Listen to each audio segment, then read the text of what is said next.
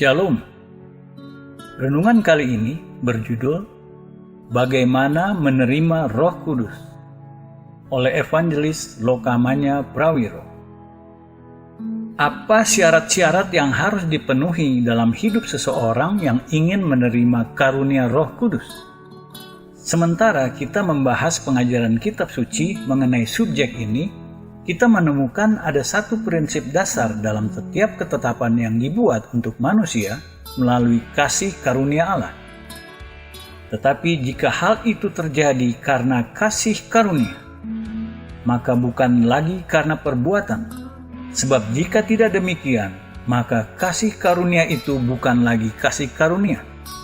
Roma 11 ayat 6. Dalam nas ini, seperti dalam surat-surat lainnya, Paulus mengkontras ekspresi kasih karunia dan perbuatan. Melalui kasih karunia yang Paulus maksudkan, persediaan dan berkat cuma-cuma Allah yang diberikan kepada manusia yang tidak pantas dan tidak layak atau tidak berhak mendapatkan. Dengan perbuatan yang Paulus maksudkan, apa yang seseorang lakukan dengan kemampuannya sendiri untuk mendapatkan berkat dan persediaan Allah. Paulus menyatakan dua cara menerima dari Allah ini, saling tidak mempengaruhi dan saling tidak berinteraksi, tidak pernah bisa dikombinasikan. Apapun yang seseorang terima dari Allah melalui kasih karunia, bukan karena perbuatan. Apapun yang seorang terima dari Allah melalui perbuatan, bukan kasih karunia. Dimanapun kasih karunia bekerja, perbuatan tidak berhasil. Dimanapun perbuatan bekerja, kasih karunia tidak berhasil. Ini mengarah kepada kontras lebih jauh antara kasih karunia dan hukum.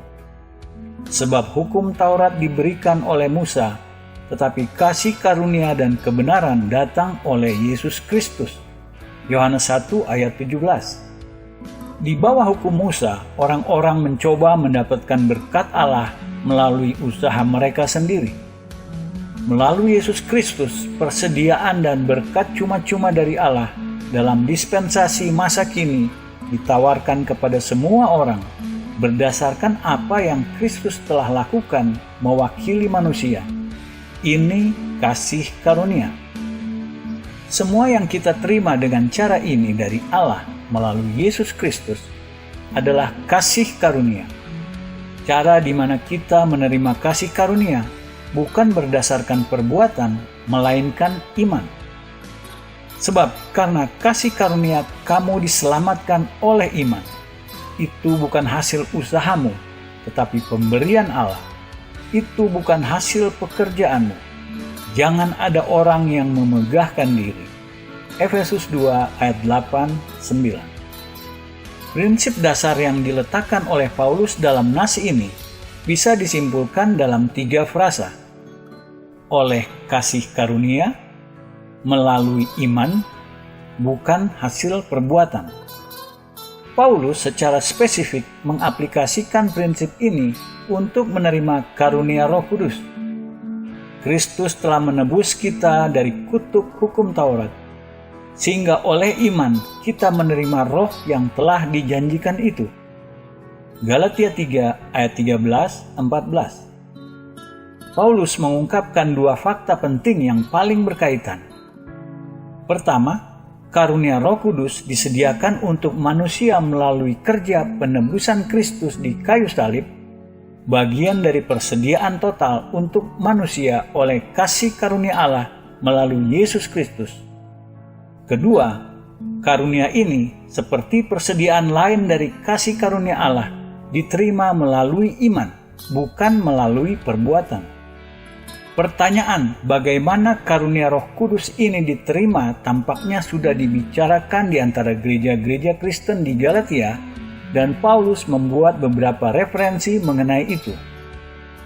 Hanya ini yang hendak kuketahui dari kamu.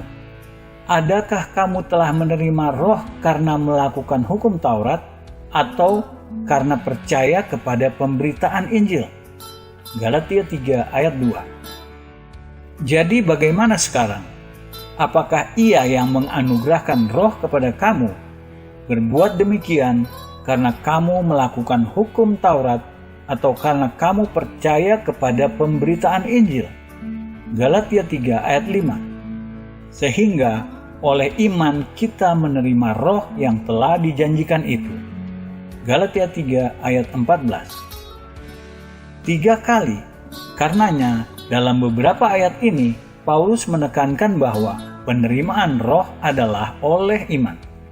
Surat Paulus kepada orang-orang Galatia memberi implikasi bahwa orang-orang Kristen di sana pada mulanya menerima dengan iman pesan Injil dan karunia Roh Kudus dari Paulus, dan mereka masuk ke dalam kepenuhan pemeliharaan Allah. Namun kemudian melalui guru-guru lain, mereka terlibat dalam sistem legalistik yang diletakkan di atas fondasi Injil dan kehilangan visi pertama mereka menerima karunia Allah melalui iman oleh kasih karunia. Tujuan utama surat Paulus adalah untuk memperingatkan mereka bahaya ini dan mengajak mereka kembali kepada iman awal mereka. Banyak kelompok orang Kristen di berbagai tempat hari ini terancam kesalahan yang sama, seperti orang-orang Galatia yang diperingatkan Paulus. Di banyak tempat hari ini ada kecenderungan menerapkan sistem atau teknik pada mereka yang mencari karunia Roh Kudus. Bentuk tepatnya teknik berbeda antara kelompok satu dengan kelompok lainnya. Di beberapa tempat, penekanannya pada sikap tubuh atau perilaku, attitude. Di tempat lain, penekanannya lebih pada kata-kata atau pengulangan frasa-frasa tertentu. Instruksi seperti ini bagi mereka yang mencari karunia Roh Kudus belum tentu tidak alkitabiah. Namun bahayanya, sikap tubuh atau kata-kata sebagai penolong untuk memperoleh iman bisa berubah menjadi pengganti iman. Dalam kasus ini, tekniknya menjadi lebih penting dari hasilnya. Alih-alih menolong mereka menerima karunia Roh Kudus, malah menghalangi mereka menerimanya. Akibat teknik ini, kita sering menemui orang-orang yang mencari karunia Roh Kudus kronis berkata, "Saya sudah mencoba semuanya. Saya sudah mencoba memuji, saya sudah berkata haleluya, saya sudah mengangkat tangan ke atas, saya sudah berteriak, saya sudah melakukan segalanya, tetapi tidak berhasil." Tanpa menyadarinya, mereka membuat kesalahan yang sama seperti orang-orang Galatia. Mereka mengganti iman, teknik sederhana mendengar firman Allah, dengan perbuatan. Bagaimana memperbaikinya? Seperti yang Paulus usul kepada orang-orang Galatia, agar mereka kembali kepada iman. Iman yang datang dari pendengaran akan firman Allah. Orang-orang yang mencari karunia Roh Kudus kronis seperti ini tidak perlu lebih memuji, lebih berteriak, atau lebih mengangkat tangan ke atas. Mereka butuh instruksi baru dari firman Allah untuk menerima pemberian cuma-cuma kasih karunia Allah. Sesuai prinsip umum, dimanapun orang mencari karunia Roh Kudus, waktu yang dibutuhkan untuk memberi instruksi atau bimbingan firman Allah harus selalu lebih dulu sebelum doa. Jika kita menjatahkan 30 menit untuk menolong orang-orang percaya memperoleh karunia Roh Kudus, kita perlu meluangkan 15 menit pertama untuk memberi instruksi Alkitabiah. 15 menit berikutnya untuk doa. Ini akan menghasilkan jauh lebih banyak dibanding 30 menit penuh dipakai untuk doa tanpa bimbingan sebelumnya. Kita melihat syarat dasar untuk menerima karunia Roh Kudus didefinisikan oleh Paulus sebagai iman yang timbul dari pendengaran firman Allah. Kita harus hati-hati menjaga interpretasi salah apa yang dimaksud dengan iman, seperti iman sebagai pengganti atau substitusi ketaatan. Sebaliknya, iman sejati selalu dimanifestasikan dalam ketaatan. Jadi, ketaatan menjadi tes dan bukti iman.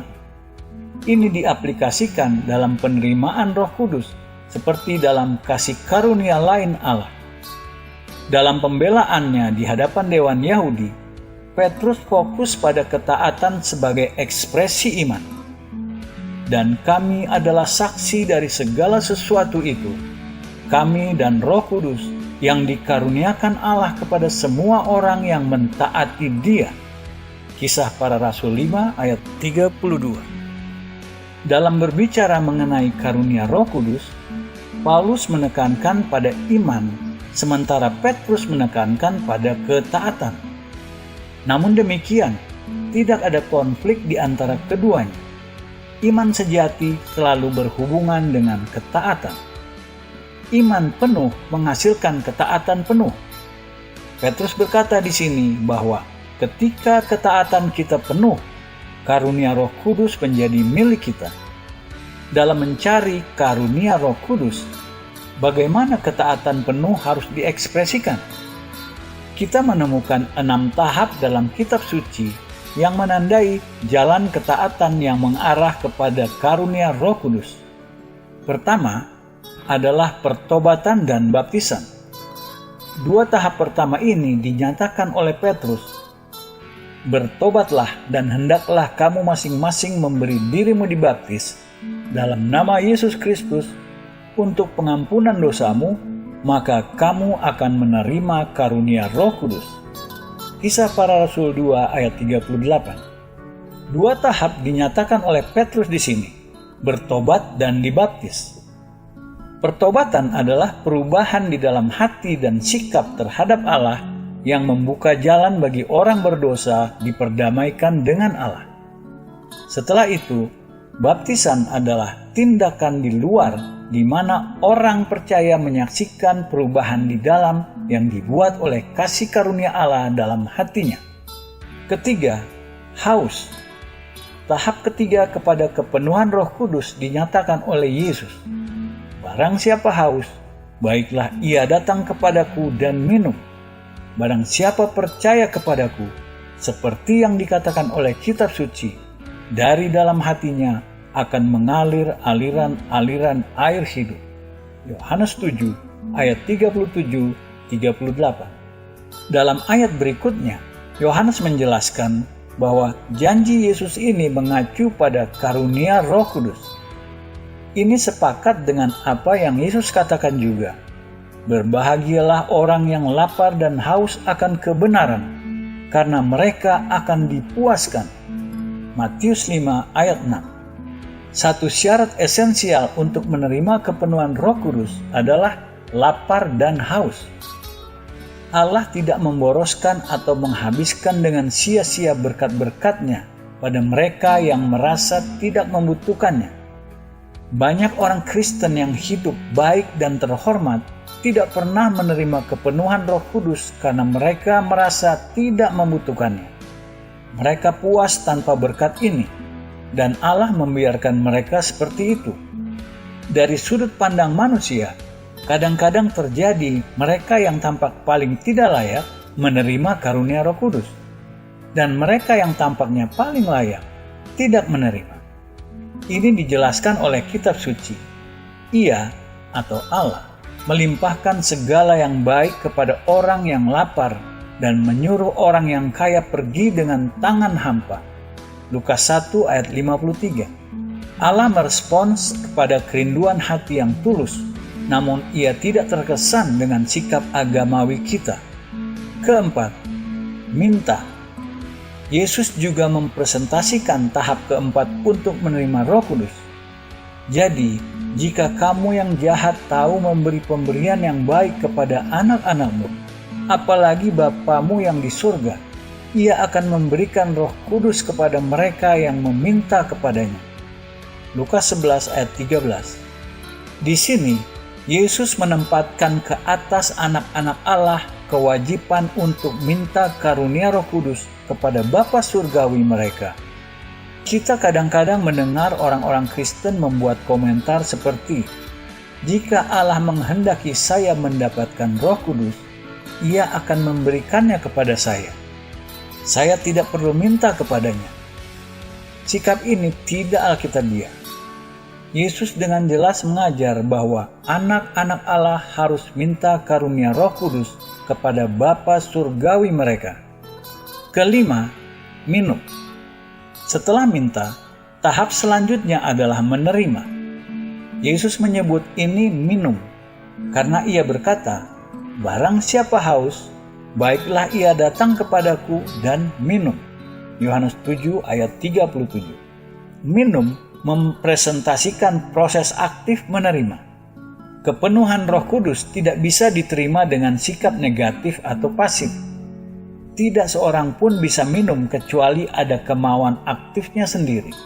Dan tidak seorang pun bisa minum dengan mulut tertutup. Secara alamiah, demikian pula secara spiritual. Tuhan berkata, "Bukalah mulutmu lebar-lebar, maka aku akan membuatnya penuh."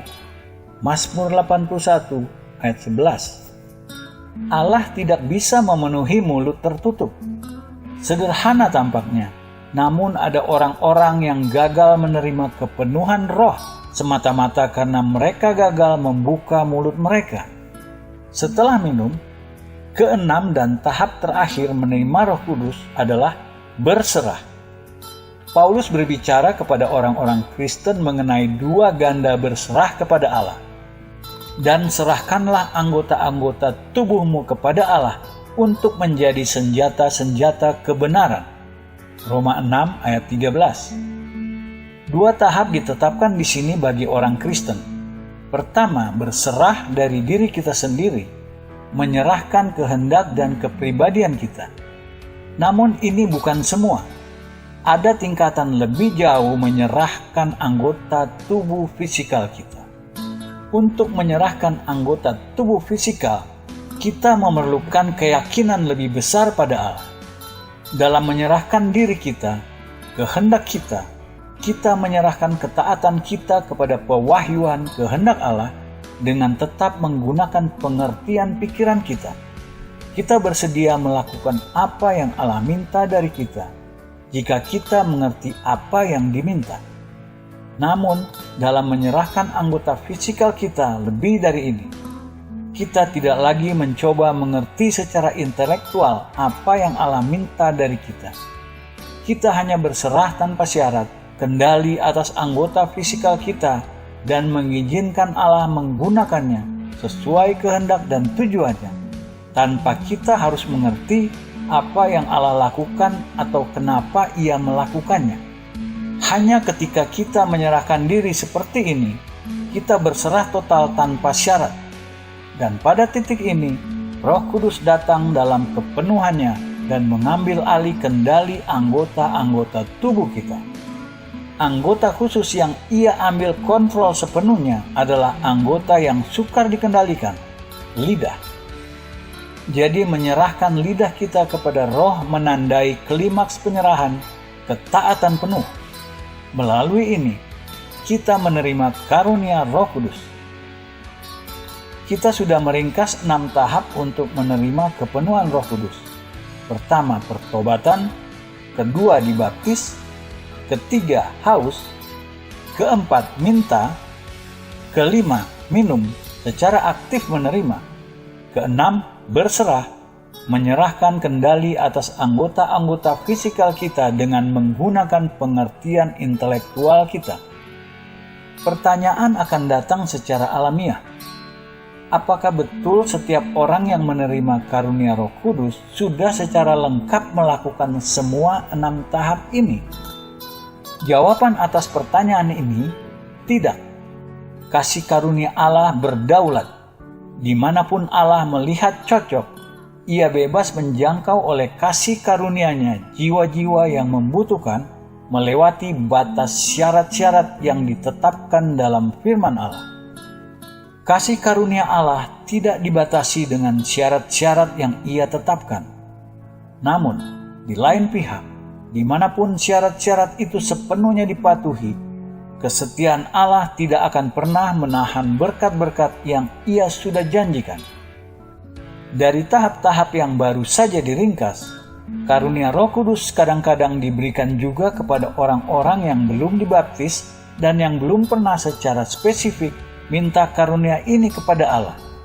Namun, tampaknya Allah tidak pernah memberi karunia Roh Kudus di mana 4 syarat lainnya belum dipenuhi, yakni Allah tidak pernah memberi Roh Kudus jika tidak ada pertobatan, haus spiritual, keinginan menerima, dan berserah. Dalam menyimpulkan pembelajaran mengenai baptisan dalam Roh Kudus, perlu menekankan sekali lagi hubungan erat antara kepenuhan Roh Kudus dan ketaatan. Seperti Petrus berkata, karunia Roh Kudus adalah untuk mereka yang mentaati Allah. Bahkan di mana Allah oleh kasih karunia-Nya memberi karunia ini kepada mereka yang belum sepenuhnya memenuhi syarat firman-Nya, tidak ada ruang bagi kecerobohan atau ketidaktaatan. Seperti Petrus berkhotbah di rumah tangga Kornelius, Roh Kudus turun ke atas semua yang mendengar pesannya. Kisah Para Rasul 10. Namun demikian, jelas bahwa demonstrasi kasih karunia Allah ini tidak masuk akal diinterpretasi sebagai pengganti atau substitusi ketaatan kepada firman Allah, karena kita membaca, Petrus menyuruh mereka dibaptis dalam nama Yesus Kristus. Kisah Para Rasul 10 ayat 48. Bahkan bagi mereka yang menerima karunia Roh Kudus, ketetapan atau ordonansi baptisan dalam air tetap perintah firman Allah yang tidak boleh dikesampingkan atau diabaikan. Di atas semua, dalam alam karunia-karunia spiritual, kita perlu terus-menerus menjaga diri terhadap kesombongan spiritual. Lebih kaya kita menerima karunia-karunia kasih karunia Allah, lebih besar kewajiban kita menjadi taat dan setia dalam melakukan dan mengurus karunia-karunia itu. Prinsip tanggung jawab dalam kasih karunia ini disimpulkan oleh pengajaran Yesus mengenai pekerjaan mengurus. Setiap orang yang kepadanya banyak diberi, daripadanya akan banyak dituntut, dan kepada siapa yang banyak dipercayakan, daripadanya akan lebih banyak lagi dituntut. Lukas 12 ayat 48.